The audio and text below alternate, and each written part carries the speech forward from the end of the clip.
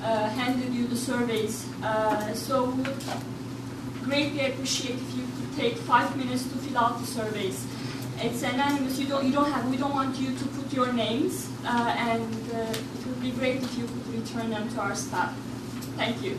I would like to introduce our discussant, Dr. George Gavrilis. He's the Executive Director of the Hollings Center for International Dialogue, and he's the author of The Dynamics of Interstate Boundaries, and he has published articles on Turkey, Iran, Israel, and the West Bank in Foreign Affairs and other venues.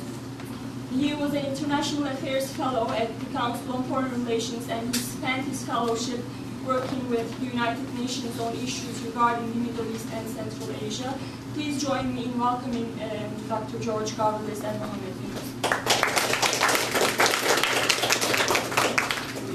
Thank you for the kind introduction. I just, am I loud enough? Okay. I do really want to second what Younis said. Please fill out those evaluations. I say that because my organization relies on evaluations as well, and they're so incredibly important. So please do fill them out. I know how important they can be. It's a pleasure to be here for a number of reasons. I'm a big fan of MEI, and I'm not saying that just because Wendy Chamberlain is on the board of directors at the Hollings Center. I really like the work of the Middle East Institute. I try to come to as many events as possible. And I think that some of the work that you've been doing on Turkey is just absolutely fantastic. And this is one of those things, so thank you very much for including me. Younis, you asked me to speak for about 5 minutes, just to say a few remarks to introduce the subject. And it's a subject that you know very much about too, so I'm going to try to see what I can do in the most humble way. And then I'm going to introduce Mohamed Younis. He and I talked a little bit yesterday just to coordinate and be on the same page so we wouldn't replicate too much. The subject of Turkey-Egypt relations and Turkey's role as a potential model in the Middle East and the Arab transition is incredibly important for a number of reasons. I think that ultimately models are very useful. Oftentimes they're more useful rhetorically for the politicians that are talking about them, but they're useful not so much in the sense of transplanting an entire model from one country to another, but they're useful because if you break them apart and you look at what's a model, what's a lesson to learn, that's the best way that they can be useful.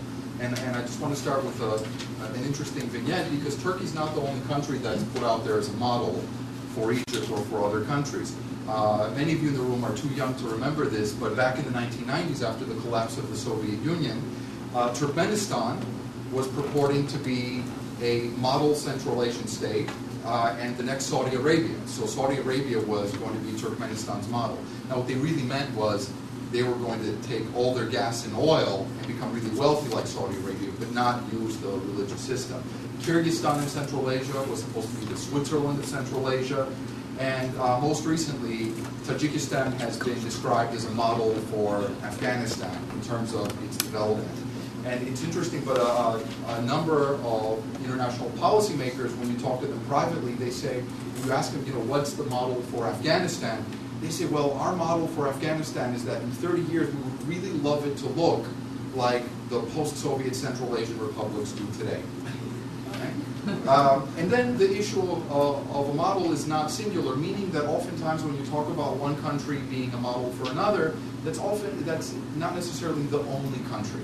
So while we can rightfully talk about Turkey as a model for Egypt, the difficulty that we face in discussing the Turkish model is that we have other contenders, countries like Iran, or governments in Iran that profess themselves to be the model to follow, and in some cases Egyptian publics, as Mohamed will say, talking about alternatives to the Turkish model. So one of the things that I think it's important to do is to break down which aspect of the model that we most care about and that we most think is necessary, is potentially able to be transplanted or used or modified. One of the things that I find very interesting is that when people in Arab states talk about Turkey as a model, sometimes they mean it politically, but oftentimes they mean it economically. They're absolutely astounded by the phenomenal economic growth. This is something that they care about. But if you look at how Turkey achieved that success, that may not be the way Arab states are able to necessarily achieve that success. What do I mean by this? For example, one of the things that the Turkish government has done incredibly successfully on its path to economic growth is that instead of taking a bunch of political people on government trips abroad, the Erdogan government instead would take businessmen, fill the planes with businessmen and take them abroad. But if you talk in Egypt about doing that, Egyptians will say that sounds like Mubarak-style cronyism. That can't be our path to Turkey's kind of success. In any event, the last thing I want to say about the model issue before I turn it to Mohamed is that the idea of the Turkish model itself is something that is incredibly debated within Turkey. And we could kind of crudely separate it into three views. One is it's political manipulation domestically, where CHP, the opposition party, has used the idea of a model even before the Arab Spring to criticize the AKP government. Another is a more optimistic, yes we can, euphoric model, and that's something that you often see within the AKP, where that heavily advocates Turkey's role as a model, or another way of putting it is more as a mediator, a negotiator, an influencer in the Middle East. But then you also have a third tier or a third category who are oftentimes realists or cautious optimists who are interested in influence, are interested in aspects of the Turkish experience being a model, but are also keen on taking care of a few issues at home domestically, such as the constitutional issue. There are a number of political people in Turkey that, at least not so much in the public sphere, but more in deliberations and more the private sphere, will talk about how a number of things such as the constitution need to be hammered out before Turkey can go gun-ho, full steam ahead and become a model for Egypt. So the bottom line, there's rarely agreement on what a model is, and in many ways right now Turkey is distracted by what's happening in Syria compared to Egypt, but there are many elements and lessons learned that we could potentially take from Turkey and apply to Egypt, just not in a wholesale way, but we're now looking forward to hearing from Mohamed, who will tell us if, in the eyes of the Egyptian public, that's realistic and what aspects of it are realistic. Let me introduce Mohamed Younis. He's a senior analyst at the Gallup Center for Muslim Studies in DC. His research has focused on employment challenges in the Middle East and North Africa, as well as relations between the Middle East and the United States. And he's also the lead analyst on the Silatech Index, did I pronounce that correctly? Which is one of Gallup's most extensive and premier research indices. So please feel free to go to their website, to go to their publications. They are absolutely amazing. And we were very lucky to have Mohamed back in October come to one of the Hollings Center's dialogues in Istanbul. And it's my honor to serve as your discussant. Thank you very much, and thank you to MEI for this great event. Good afternoon. First of all, I want to just thank MEI for its excellent work in this area, particularly the Center for Turkish Studies here at MEI and Dr. Null's leadership. I also want to thank the Hollings Center because a lot of the thoughts I've developed on this topic really stemmed from that gathering that we had in Istanbul. It was an amazing gathering of the business folks, the hardcore political scientists, as well as the development experts, as well as some activists and revolutionaries in some of these Arab Spring countries, really to unpack the concept of a Turkish model, what it would mean, how it would work. And as you can tell from the title of the piece I wrote for TPQ, the feasibility of the Turkish model, you can see where I was coming down on that argument. I'm going to back up and sort of just tell you how I'm going to approach this, and then unpack each point, and then hopefully have Dr. Gavrilis come up here and field some questions with me. I'm really going to focus first on the theory of the Turkish model, the two sides of the coin, as I like to think of them, theoretically. Then I'm going to delve into a little bit of what Egyptians think about the Turkish model from our polling that we've been doing in Egypt over the past year. Since May of 2011, we were polling quarterly all through last year in Egypt, and we'll continue to sort of poll regularly. We were polling in Egypt as far back as 2004. So all we did really is speed up our efforts there to try to get a better pulse of really the week-to-week changes that have been happening in the country, and how the perception of the public is really reflected in those changes and is reacting to many of those changes. Then I'm going to just briefly discuss some of the latest developments, particularly really in the last 2 weeks, and what Islamists have done and have appeared to be doing from the perspective of Egyptians, anecdotally speaking, sort of from reading op-eds, from following the events that are happening there, as we all are, and how that would potentially influence the concept of a Turkish model, or the role of an entity like the AKP playing as sort of a model for the development of Islamist political rule in Egypt as it is a reality today. So first, let's talk a little bit theoretically about the two sides of the coin, as I like to think of them. One side of the coin is really sort of moving from military rule to civilian rule. And as we all know, Turkey took a series of decades, really, to get to a place now where I think most of us would consider it a rather democratized process. Obviously, it still has challenges. It still has certainly rule of law challenges in the judicial system, and the impact of the executive branch on the judicial is something that we can still see unfolding in newspapers in today's Turkey. The other aspect of it really is about the sustainable ascent of an Islamist political entity to ruling the country. And I'll jump in that in just a minute. But when you focus specifically on the concept of military rule to a domestic sort of civilian, democratically elected rule of the country, our data has been very clear on this issue. Despite the fact that there have been many articles written about how SCAF is untrusted, SCAF is sort of the boogeyman in the closet that will not let go of the government, will not let go of the political realities and decisions of the country. What we found in our polling actually is a rather high level of confidence in SCAF all the way up through early February. When you ask Egyptians about their confidence in a series of national institutions, SCAF almost tops the list at over 80% of Egyptians expressing confidence in SCAF specifically, an even higher percentage of them expressing confidence in the military more generally, much higher than confidence in the media, considerably higher than confidence in local leaders, governors, mayors, etc. So at one hand, we certainly see a protest movement in Tahrir that really has, I think, changed in its constituency since those early days after Mubarak's resignation, to a very vocal movement expressing its dissent or discontent for SCAF and what they're doing or what they're not doing in the country.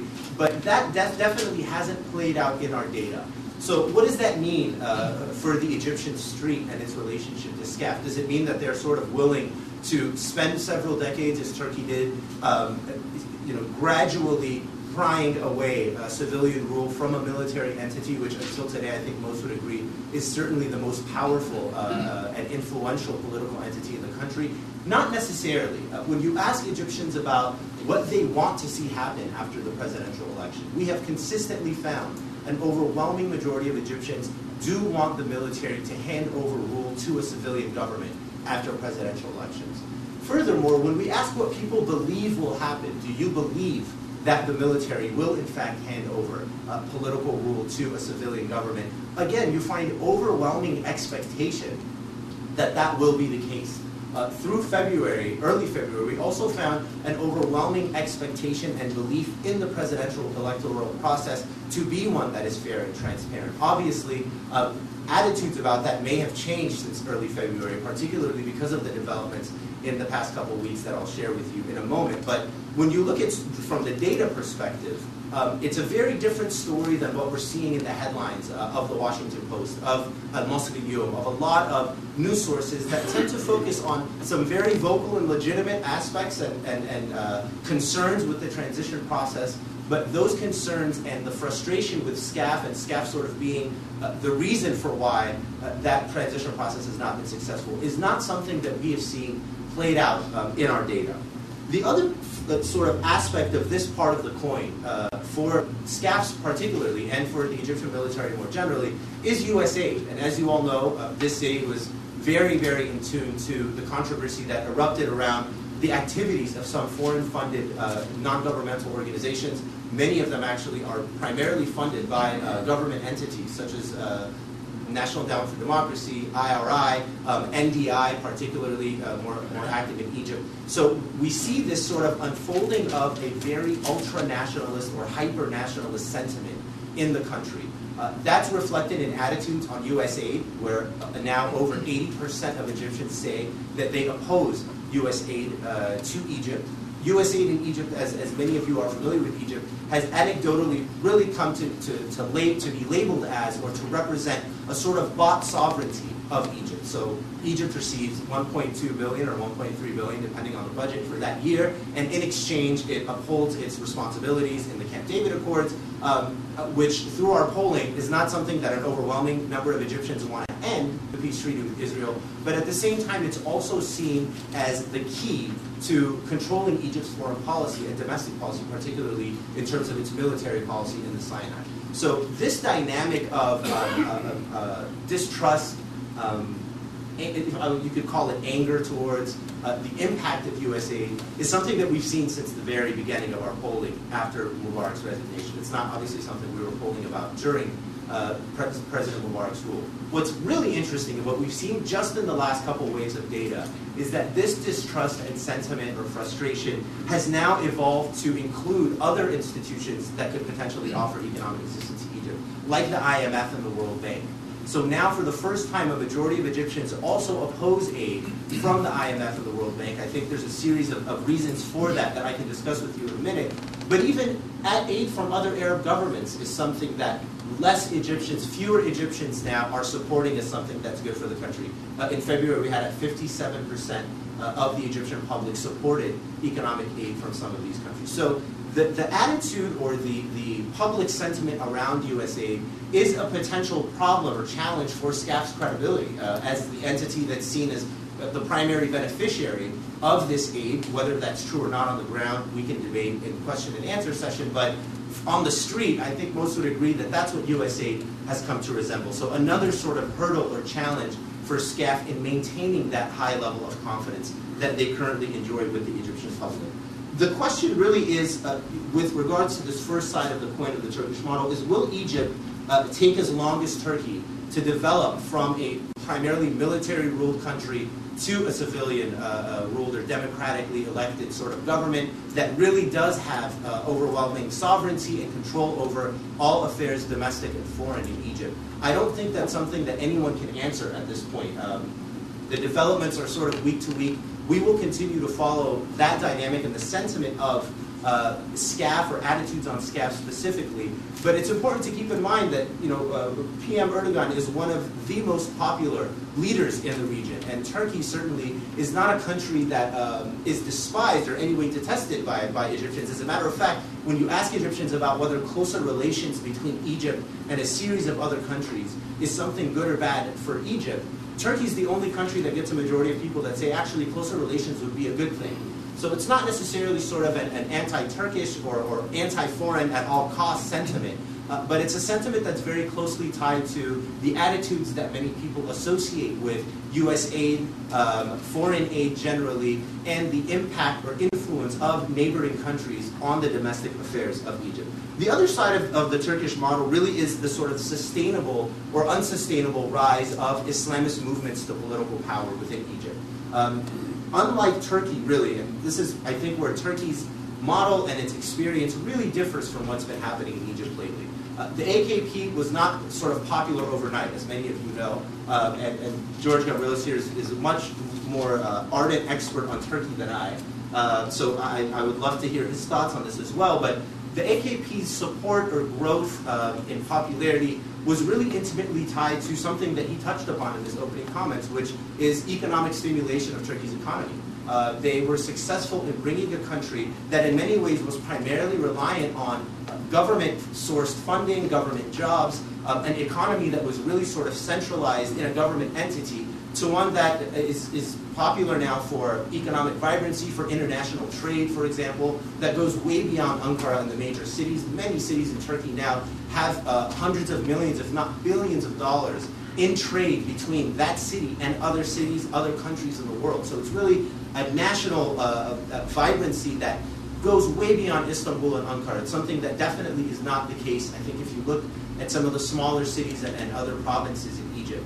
The role of the Anatolian Tigers, as they've been termed or coined, played a major role in AKP, and particularly Prime Minister Erdogan's popularity. The idea that these are not Islamists that are here to sort of tell us to wear hijab and to go to the mosque, but are actually people that have real solutions to the job situation in their country, to economic vibrancy of the country more generally, and I think more effectively moving away from the economic aspect, have been very successful at playing a pseudo-neutral role in many of the regional conflicts in the immediate sort of region, Central Asia and North Africa, but the larger Middle East, and something that I think many Turks see as an eventual benefit to their country's, number one, economic prowess, but also in terms of their military success in advancing, modernizing their military capabilities.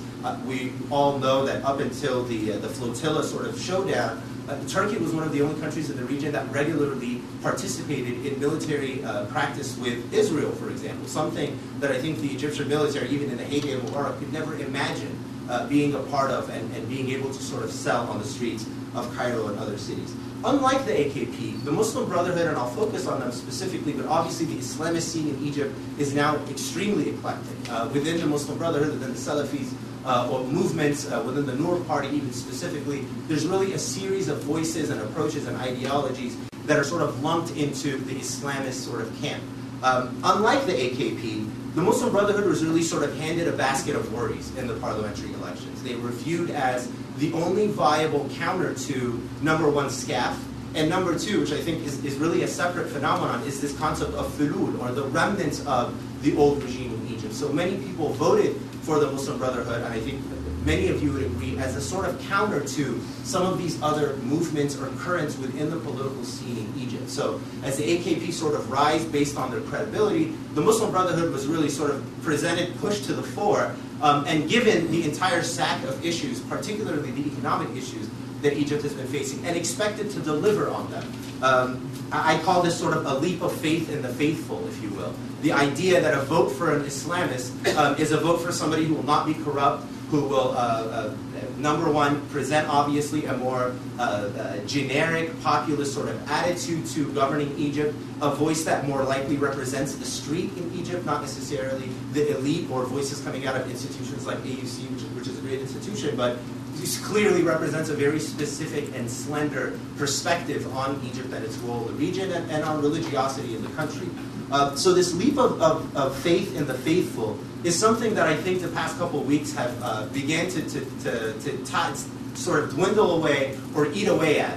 And I'd love to discuss that with you sort of in the Q&A.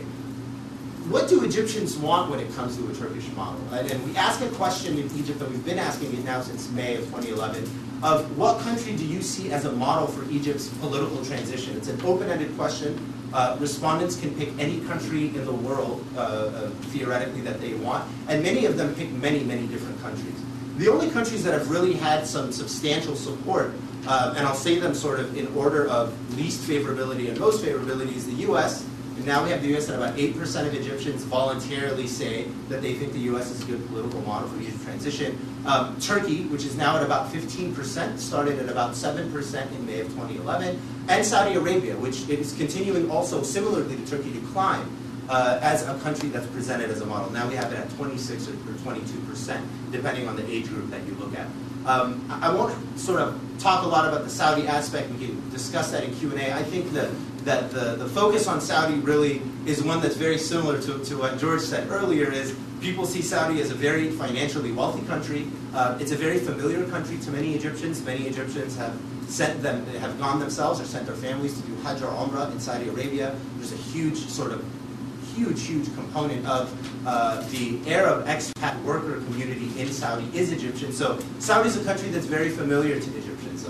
So I think that that's really more along the lines of what they're choosing. When you ask about Iran, for example, very few people either want closer relations with Iran, less than a majority, and even fewer of them support the idea of Iran sort of serving as a model. So when you ask Egyptians themselves, Turkey's certainly not an overwhelming winner in terms of choosing a model. Coupled with the data that we've been gathering on USAID and the attitudes, particularly now on IMF and the World Bank, I think that this lack of enthusiasm for picking a model for Egypt really stems from this hyper-nationalism that has taken off in the country of late.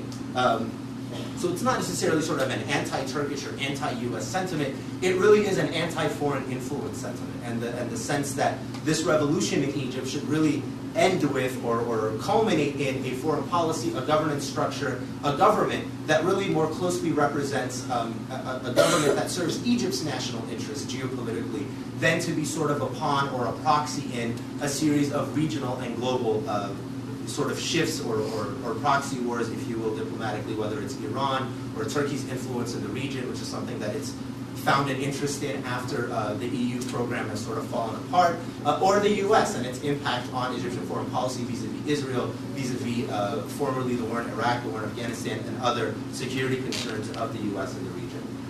Let's just very quickly now talk about some of the latest developments and what it could mean for the sustainability or the viability of many Islamist political entities, movements within the country.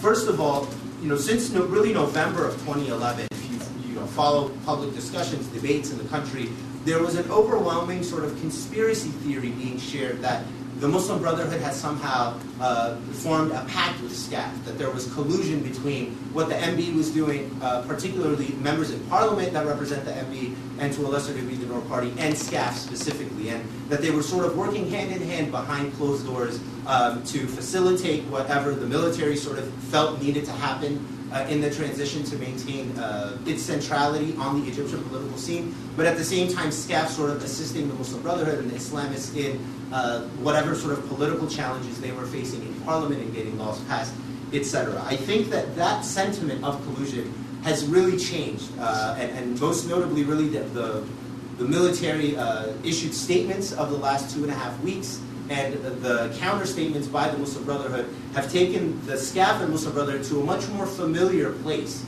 in the minds of most Egyptians, which is one of sort of direct opposition, controversy, and competition than one of sort of secret collusion.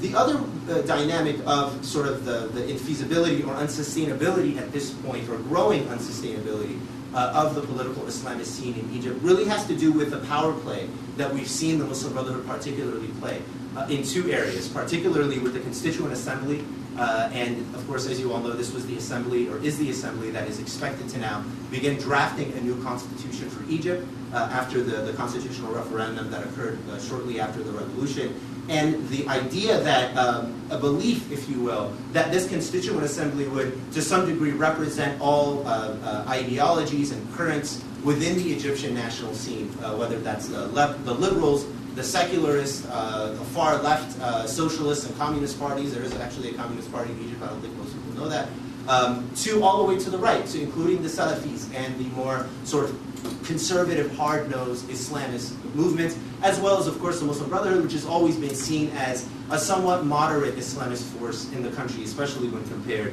to the Salafis. So the latest sort of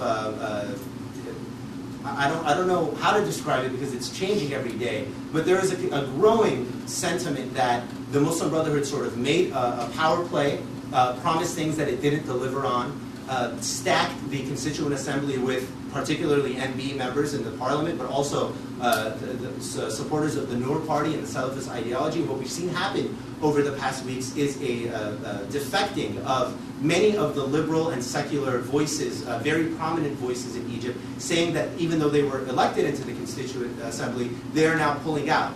We've also seen representatives from the Supreme Constitutional Court in Egypt pull out of playing a role in the Constituent Assembly. Obviously, Al-Azhar and the Coptic Church have played a major role in trying to insist that this Constituent Assembly and the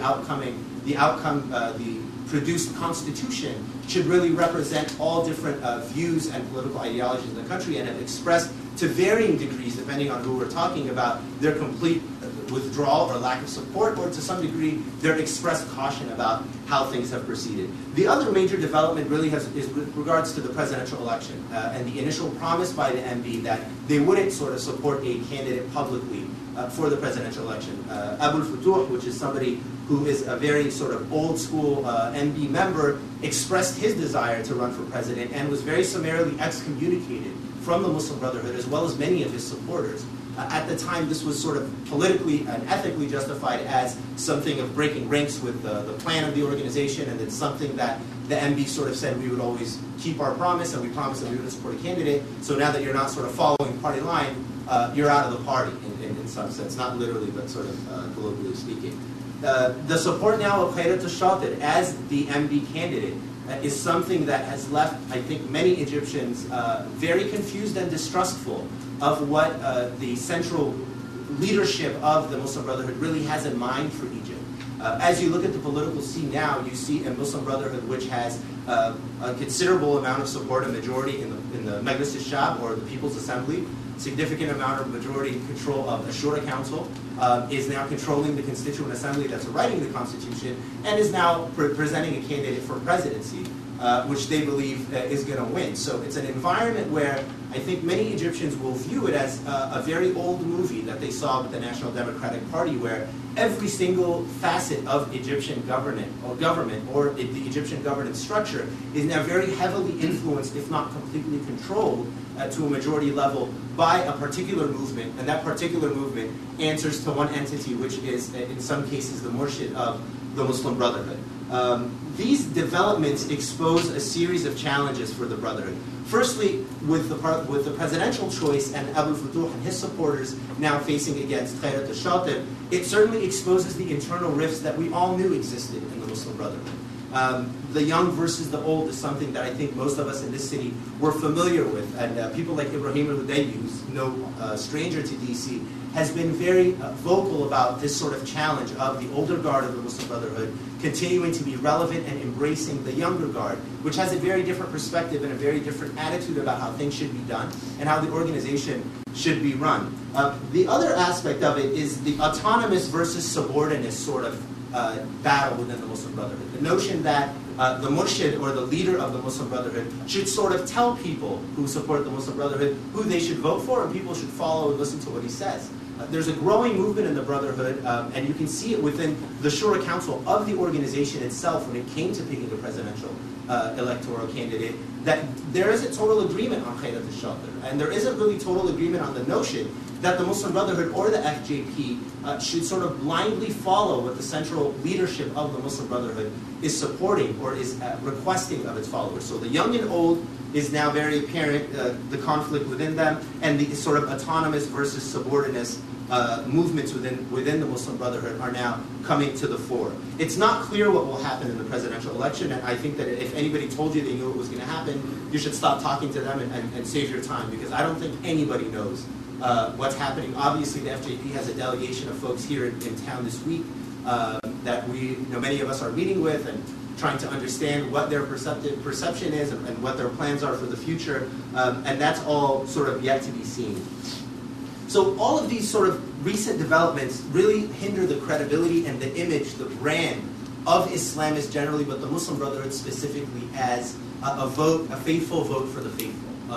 Or the idea that because one is a member of one of these movements, they are more trustworthy, they are more interested in representing sort of general national interests, not particularly the interests of their movement or their party specifically. I think all of those arguments now are seriously challenged by the series of decisions and developments and really 180s, if you will, that the Muslim Brotherhood has pulled since Mubarak's overthrow. So the Turkish model now has really more challenges than existed, I think, when George and I were together in Istanbul. The military to civilian rule dynamic is still yet to be seen, with a high level of expectation on the part of the general public that the reins of the country, politically, so to speak, will fully be handed over to a civilian government. But this notion of a sustainable ascent of Islamists with general populist support is something that now is very seriously in question, anecdotally speaking, not based on any data we've gathered. But if you follow the events, I think most of you would agree with the notion that the image of the Muslim Brotherhood today in Egypt is very different than the image of the Muslim Brotherhood even in December of last year. Just to sort of as a final note and a little bit of a funny note, a very popular singer now in Egypt named Saad Salaya has just announced that he's running for president, or plans to position himself as a candidate for president. He's a very interesting character, very colorful, but his approach has been very interesting, and it's very much an ultra-populist sort of message. That I'm neither an Islamist, nor a liberal, nor a secularist, but I'm an Egyptian, and I'm here to really support the voice of the vast majority of Egyptians, which are dealing with heightened levels of poverty, do not live in Cairo and Alexandria, and are not necessarily members of the Muslim Brotherhood, even though they did get a lot of support from poorer Egyptians, if you will, in the parliamentary elections. So there's a new sort of voice or movement in Egypt that's one that goes beyond the populist and is really an ultra-populist, ultra-inclusive movement. And I think that in many ways, although not ideologically, politically, that's aiming a target straight at really the base that brought the Muslim Brotherhood into power in the parliamentary elections and could potentially make or break them in the presidential elections moving forward. So I think I'll leave it there, and we'd love to sort of take your questions and do our best to answer them.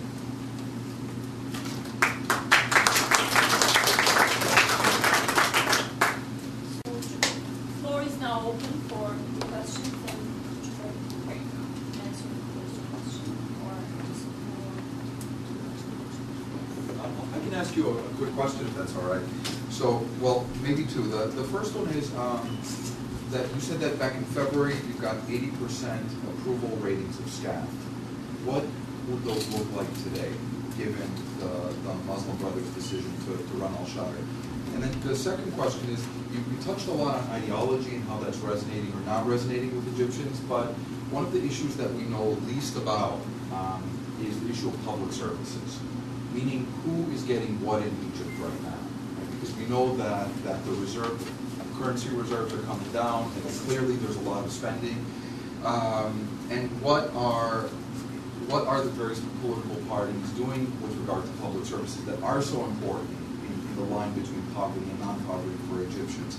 If you could say a couple comments about that, that would be great, because one of the things that was at the back of my mind was if we're perhaps, not so much the Turkish model, but if we're perhaps headed towards a political clash that we saw in Turkey, meaning a very powerful political Islamist movement, whether or not it's divided into multiple parties, a military that will eventually be neutralized politically, and a very small liberal opposition. I mean, Egypt is starting to look more and more like Turkey in that respect to me, but maybe I'm seeing too many parallels. No, and I would agree with that sort of latest description of the scene. I think that it's actually very interesting to consider similarities now, surprisingly, despite the fact that the economic situation obviously couldn't be more opposite night and day.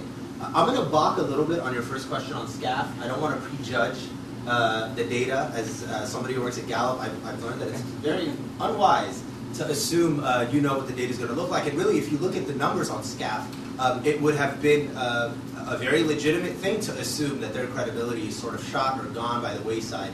And the data really hasn't panned that out. What is really interesting now is the notion that SCAF and the Muslim Brotherhood are no longer cooperating. And in context of what the MB has just decided in the past couple of weeks, I don't think it would particularly hurt SCAF's credibility. During the revolution, we heard a lot about الشعب يريد إسقاط النظام, which basically means the people want the overthrow or the collapse of the regime. When there were sort of heightened, renewed protests, especially sort of in the middle of 2011, demanding SCAF's immediate resignation as well, after Mubarak had resigned by months, what you started to hear was people saying that we want the downfall of the regime, but we don't want the collapse of the state. And in many ways, SCAF has been very effective at positioning itself as the only sort of viable and coherent national institution that's left. The collapse of the Ministry of Interior, I think, helped in selling that message to a lot of Egyptians. So this notion that SCAF represents the remnants of the regime and the regime represents SCAF is really something that you hear a lot more sort of in the policy analysis world, and is not certainly something that's panned out by our data, and in many ways it's not what you hear really on the Egyptian street. It's maybe what you hear in Egyptian think tanks, but not much beyond there. So I wouldn't assume that the latest developments clearly mean that SCAF credibility is sort of dwindling. On the economic aspect, I read this morning, just the specific numbers, and wanted to jot it down. You know, the deficit for fiscal year ending in June, and the fiscal year in Egypt and Muslim Middle East ends in June, will now exceed $24 billion. That's US dollars. So it's 8.7% of the expected economic growth of the country. So the economic situation in Egypt is beyond dire. I mean, it was dire like 8 months ago. Now it really is in far beyond the red zone and into catastrophe mode, which makes this attitude about U.S. aid, but I think less importantly the U.S. aid, the IMF and World Bank, a very tricky ball to play for the Egyptian government, whether it's SCAF or whether it's the parliament. How do you convince a street that just overthrew a president that you're going to take aid from an organization where there's significant opposition to receiving aid from that organization? With the IMF and the World Bank, I think Washington made a huge blunder here. Maybe not so in terms of getting the dozen or so U.S. citizens out of Egypt with the NGO situation, which were, by the way, we need to remember, these people were not sort of locked up in prison or being tortured. These people were moving freely around the country. They had a travel ban placed on them, pursuant to an investigation that was unfolding in Egyptian courts. What ended up happening, what we heard a lot, particularly in Congress here, was this notion that the U.S. should sort of weigh in or use its leveraging power with the IMF and the World Bank to hold it as sort of a bargaining chip for whether or not the Egyptian government was going to release the U.S. citizens that they had within the country. I think that did a lot to harm the credibility, the already hurt credibility of the IMF and the World Bank in Egypt. Additionally, similar to IMF policy in many parts of the world, in order to receive a grant, a lot of times sort of conditions are placed, or a program for structural reform, which is a real big buzzword in the development world, is often placed as a prerequisite to receiving these grants, or in many cases not grants, just funding. So in an environment where hyper-nationalism is through the roof, Egyptians are not interested in any entity sort of telling Egypt what to do, a government being placed in an environment where it now has to pursue more neoliberal structural economic reforms that in many ways mirror, and if not go beyond the goalpost, if you will, of what Mubarak's regime was doing in Egypt. And that's a very debatable thing. And many argue, and there's actually a considerable amount of evidence, that those structural reforms actually helped Egypt's economic situation. Egypt was held up pretty well with the global economic crisis in terms of macroeconomics. One thing that we found is that despite the fact that GDP in countries like Tunisia and Egypt was actually increasing, and aside sort of from the Gulf, it was a very rare thing for many of these countries in 08, 09, 2010, even beginning of 2011, to still see GDP rising. Well-being in Egypt was plummeting. The same thing happened in Tunisia. Tunisia and Egypt, if not, have nothing in common, the one thing they do have in common is both regimes very seriously did pursue these sort of neoliberal structural reforms. So I guess the point is, we have to be realists about where the Egyptian government, whether it's parliament or even SCAF, finds itself now. It's a very difficult play to make. It's a situation where the economic crisis makes our situation here in the U.S. with the economic challenges look like a cakewalk, but at the same time they're dealing with an empowered sort of street that feels the right to demand things based on ideological lines and not necessarily along sort of realist outcomes or realist opportunities for the country to pursue. Tying into the comment you made about Prime Minister Erdogan and his sort of approach, and in the piece in TPQ, I very sort of arrogantly said that the most relevant Turkish official to Egypt today should be the Minister of Trade and Commerce. Not the people who are sort of running the military, not the people who are running NGOs for democratization in Egypt. It really is about trade, and Turkey has a huge amount of business relations with Egypt. Many of the largest textile factories and the textile industry generally, which is obviously a crucial component of the Egyptian economy, is run or owned by Turkish businessmen, Turkish entities, Turkish-Egyptian partnerships in many of these factories and many of these entities. So the economic realities in Turkey and the experience that it's gained, I think, are really the most relevant component of what a Turkish model could mean for Egypt. So being that I totally balked on your SCAF question, I tried to do justice to them. No, please go ahead. Okay, thank you. If you could introduce yourself as well when you ask your question, please stand up as well, sir. My name is Richard McKee. I was a political counselor in Ankara in the mid-90s at the time of the postmodern coup by the army, also known as the coup by memorandum. I want to ask a polling question. In those days, the polling showed that the Turkish army was the most respected institution in the country, 75–80%. What was not disaggregated was whether it was respected as a meritocratic organization, which it is, and a good defender of uniting the country and all that, or as a governor, as a governing force in the country, or one that had a lot of influence over governing. And as political counselor, I tried to make that distinction, that people who admired the army on the first basis, did not necessarily admire on the second basis. And I wanted then to ask about your polling in Egypt, because you made a fascinating point, which is that, again, the SCAF, the military establishment, is very, very popular, but also about the same percentage of Egyptians think that the SCAF will, in fact, yield power to whatever comes out of the Constituent Assembly and out of the elections in May. Is one dependent on the other? In other words, were the SCAF not to yield power in June, would that high percentage of respect hit the skids? Thank you very much. Very well. Thank you so much for such an excellent question. And I think you touched right on the crux of the matter. Confidence in a national institution doesn't necessarily mean, we have it here in the U.S., it doesn't mean that you want that institution to sort of run your life or run your government politically. On the issue of meritocracy, I think it's actually rather tricky in Egypt. I mean, Egypt hasn't seen any kind of major military conflict in a couple generations now. The attitudes of Egyptians on whether or not the military could sort of effectively defend the country is in many ways sort of a moot question to many Egyptians, because they genuinely have no idea. And the last time that Egypt was in a significant military conflict, it didn't end well for Egypt at all. But at the same time, I think the numbers that I share with you really do touch on this notion that while there is high levels of confidence in it as a national institution, and there certainly wasn't an overwhelming populist support of the idea of SCAF sort of leading power, even though protesters in Tahrir clearly represented a voice that was demanding that. The attitudes on the military handing over power, both in terms of whether or not they want it to happen and whether or not they expect the military to do it, clearly point in the direction of, we respect the military, it's an important national institution, but we don't necessarily want it to run the political scene in the country.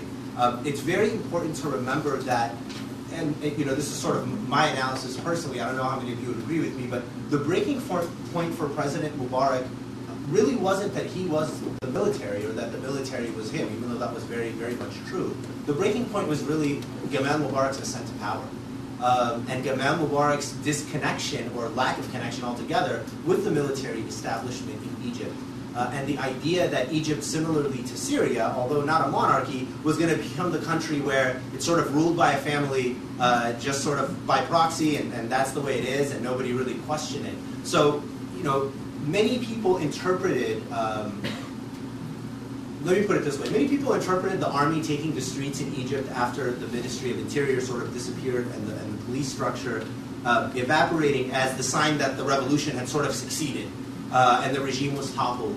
I think a lot of followers of Egypt that were more shrewd recognized that that's not necessarily the case, and that the regime really went far beyond President Hosni Mubarak, and that President Hosni Mubarak really was just sort of a spokesperson, an important spokesperson, a person who had a considerable amount of credibility within the military establishment. He wasn't sort of an officer. He was a guy who really participated in some of the crucial battles of the Egyptian military and performed rather effectively.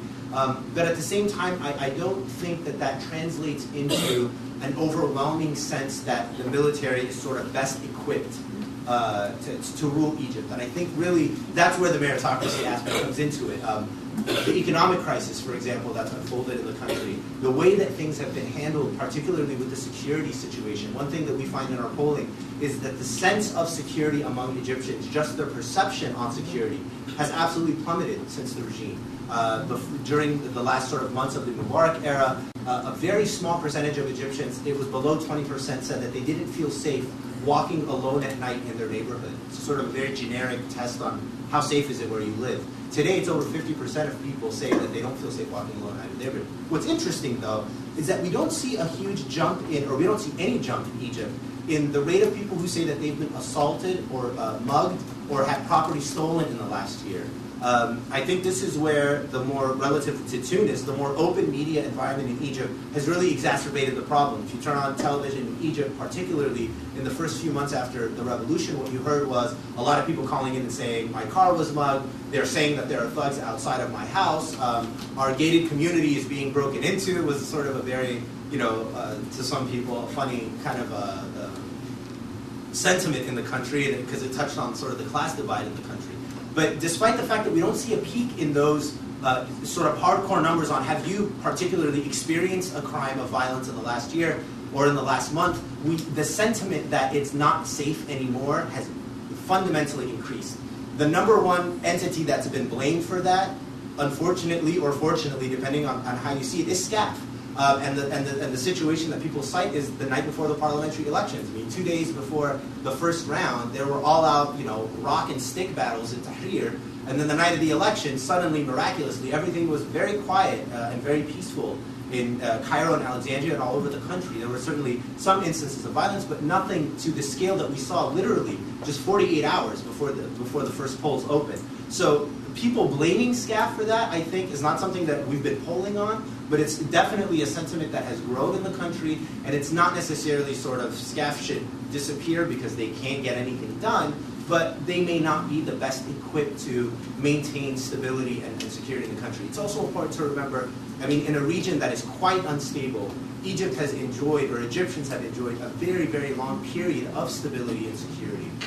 Even in rather tough neighborhoods in Cairo and Alexandria and Tanta, the notion of somebody sort of being mugged on the streets is something that's very foreign to most Egyptians up until, unfortunately, the last year. So the attitude, I think, is a lot more along the lines of meritocracy in running the country, not necessarily meritocracy in its presence as a military power in protecting the country from foreign dangers or threats. Thank you. Lots of questions. Maybe we can take 2 questions at a time, please. And then I'll hand it over to you. Do introduce yourselves. Hi, my name is Caroline Hubbard with NDI. I have 2 questions. My first question is whether or not the polling that you do is broken down by gender. Your information it didn't really differentiate between whether or not there was a difference in opinion between men and women. And then my second question is about a model. When we anecdotally discuss models with women activists in countries in Egypt as well as in Libya and other countries, they oftentimes bring up Morocco, Tunisia, and Chile as a model. And I just wondered if you could expand a little bit on what a model for women has been, or if that has emerged at all. Absolutely. And we do break down all of our data by Can we gender. take one more question? Yeah, absolutely. Sorry about that.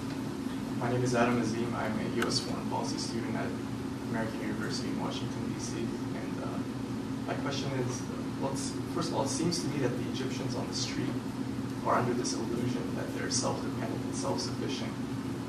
What can be done to break that illusion? That's my question. Great. I will take the question from our friend at NDI first. We do break our data down by gender. If you go to Gallup.com, we've been issuing a series of articles on our latest polling out of Egypt. Some of them do focus on sort of the gender component, some of them don't.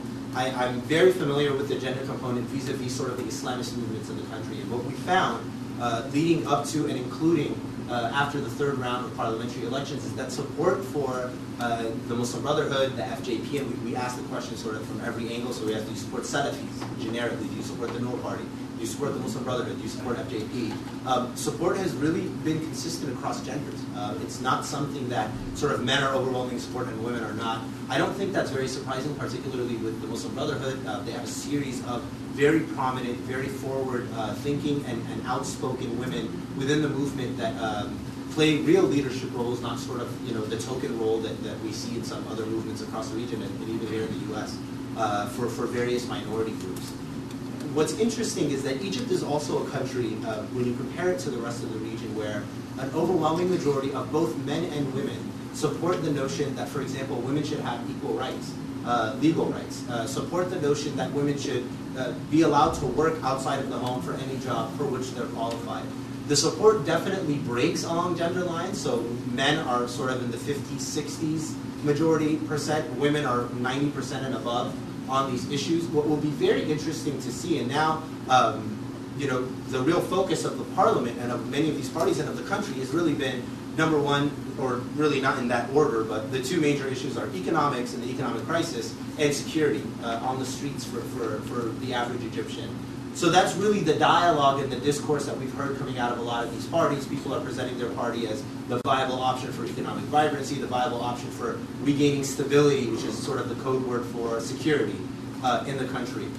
What will be interesting is when hopefully for Egypt and for all of us who sort of care about Egypt, when these issues are dealt with, to what degree will Islamists and political parties that follow an Islamist leaning begin to share their ideological stances on the role of women, for example, the rights of Copts in the country, and Catholics as well. There's a considerable Catholic community that a lot of times we focus on the Coptic community alone. There are a lot of Catholics in Egypt.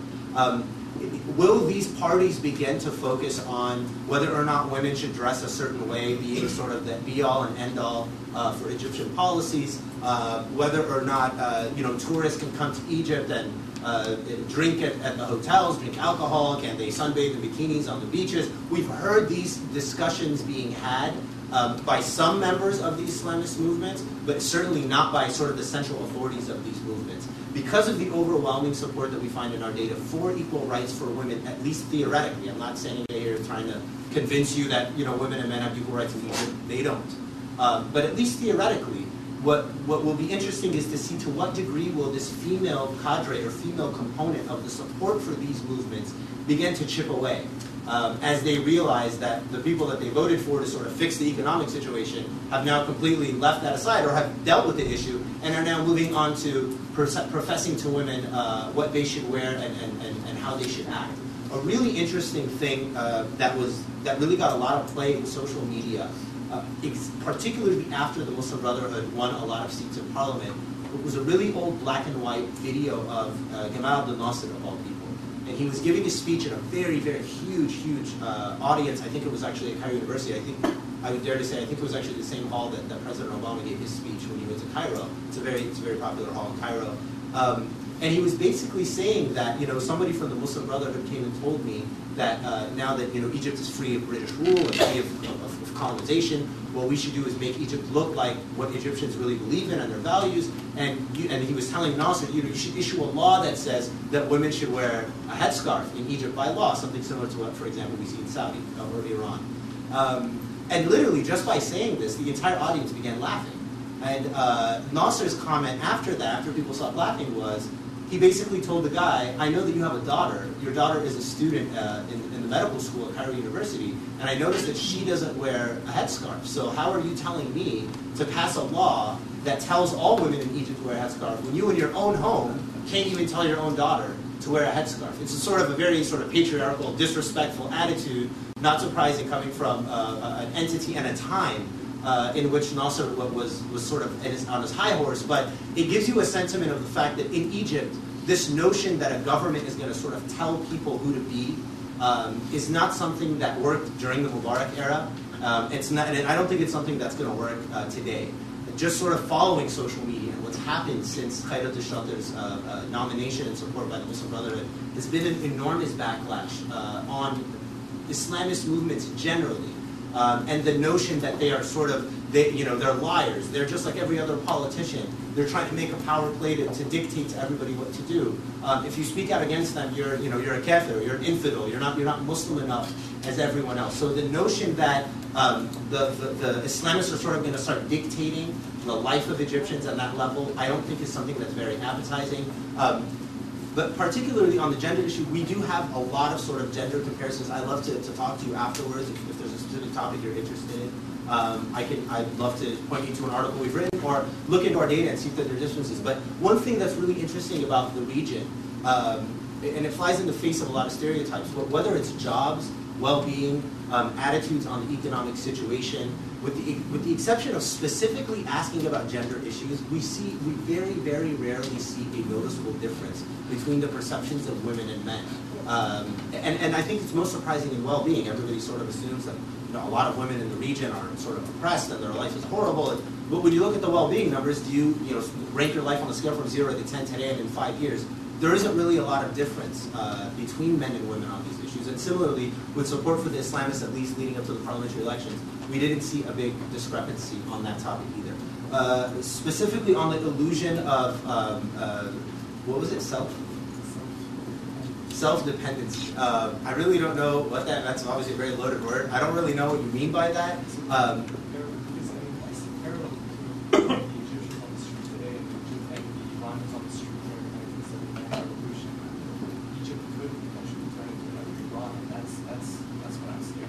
Yeah, I think that's what a lot of people are scared of. I think, quite frankly, I think that's what a lot of Egyptians are scared of. I don't think it's going to happen. I think that Iran was in a very different place than Egypt economically, geopolitically, but similarly to Iran and similarly to Turkey. You know, you're talking about countries, I call them sort of a golden age countries. They're countries that feel that today things are sort of not going well, but there's this golden past where our country was the most important country, the most powerful country in the region, and in many ways, Iran, Turkey, and Egypt can very legitimately claim that. I mean, these are leaders, whether you like their policies or don't like their policies. Until today, what happens in these countries really matters for the rest of the region in ways that other countries in the region really can't claim. But this ultra sort of hyper-nationalism dynamic will continue to unfold. I think what's more troubling than that is attitudes on, for example, economic policies. When you ask Egyptians, and we ask this question, whether or not you think that Egypt's government or economic structure should be more based along the lines of government-funded jobs or a private sector economy, because of the outcome of a lot of the policies that Mubarak pursued, there's a backlash against the private sector. There's a backlash against business persons, generally speaking, in Egypt. There's a backlash against capitalism, quite frankly, in many ways. So the more that Egyptian leaders can show Egyptians that actually not every businessman is corrupt in Egypt, not every businesswoman has taken money from government contracts, etc., for her own pocket, the more Egypt can get to, I think, Egyptians, the street, can get to a more realist place in seeing that cooperation really is the key to getting themselves out of economic troubles and also remaining politically viable and not ending up in an isolated state as we see Iran in today, for example. Mohamed, thank you very much. We have time for 2 more questions and 2 very brief answers. So you were waiting before, and then back there.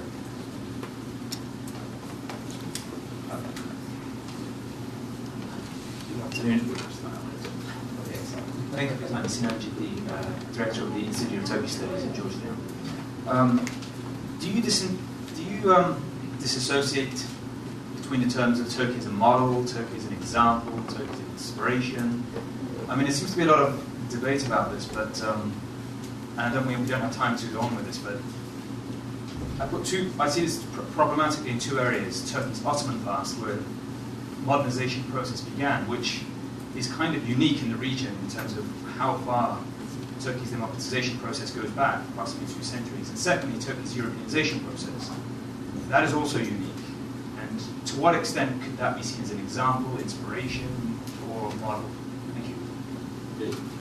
Should we take it together? Yeah, together if you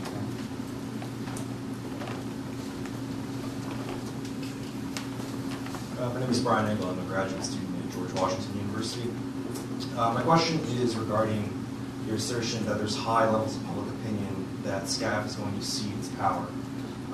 My question is regarding that and whether or not you think they're going to relinquish control of some of the economic institutions they contain, or control rather, over the bureaucracy of the society, because the process that facilitated that in Turkey largely came out of the Helsinki Accords and the EU ascension, which allowed OCK to box the military in legislatively, judicially, institutionally, in the name of an idea that was very popular in Turkey, which is the ascension of the EU. So in the absence of such a unifying issue across Egyptian society, do you see the same process unfolding in Egypt? Great. I'll give Twitter answers, as Dr. George suggested. Sinan, I think that, I'm a lawyer by training, so I'm afraid of getting into semantics wars, because that's sort of what lawyers do for a living. But this idea of a partner model, et cetera, one thing I actually mentioned in the TPQ piece was in the working group we had, the term big brother was used. Turkey is the natural big brother of Egypt, and that's sort of how it should be seen. And how it's important to remember that Turkish Ottoman history in Egypt is viewed as a colonial one. And in many ways, although you sit in Cairo and you have baklava and you smoke a nargile and everything seems Turkish, the notion that Turkey and us are on the part of Egyptians is sort of one is one that's a lot more popular in Istanbul than it is in Cairo. I think the role for Turkey now, and the term that should be used, and the term that I suggest in the piece, is really partner. And by partner, I mean business partner. The Europeization process is one that I don't think is very popular in Egypt, simply because in many ways the Mubarak regime was perceived to be doing just that. It was perceived to be bending over sideways in every direction to try to please Western powers in reforming the economic situation, in pursuing a particular foreign policy, domestic policy within the country. So as much as Turkey can present itself as a partner and as a business partner, I think it'll work. The more it represents itself as a model or something to emulate is not going to be appetizing to the Egyptian street. The question on, is there a movement or pressure on the military to sort of reform itself economically, if you will. There's a lot of speculation on to what degree the Egyptian military really does share a piece of the pie economically in Egypt. Estimates vary from sort of 5% to 40% of the Egyptian economy is controlled or in some way touched by the various business entities that the military does operate in Egypt. They make all kinds of products, primarily manufacturing. I don't know. I think with Egypt, it's more an issue of oversight than an issue of presence. I get the sense that it's more concern about, can we open the books of the military and see how these businesses are run? Are they really just being used to produce refrigerators that are being sold in the market? Or is that sort of kind of a cover for money being pocketed into the pockets of high-ranking officers? A huge part of the challenge with this economic industrial complex sort of dynamic in Egypt is particularly land and land use and the availability of very sort of lucrative real estate to people who have a connection to the military or officers in the military, etc. There are whole sort of resorts on the coast of Egypt that are summer resorts that are literally only for officers in the military. That's not necessarily a bad thing or a corrupt thing. I think that the sentiment is we want to open up the books and see what's actually going on. And if there's something that's going on that shouldn't be going on, then the three branches of government that exist in Egypt that don't include the military should be able to do something about that. So other than that, I really don't want to sort of guesstimate as to what's going to happen. Clearly, it's a very different dynamic than Turkey. And as I mentioned, the Europeization sort of approach is actually rather unattractive to the Egyptian street, similarly to what we talked about the IMF and the World Bank. So similarly to the Turkish model, I think Egypt is really pursuing an Egyptian model, and one that hasn't been fleshed out yet. We'll just have to wait and see what happens. Well, thank you so much, Mohamed and George. This was a really great discussion, and thanks to all of you for coming. And please don't forget the surveys. Someone is collecting the surveys. Thank you.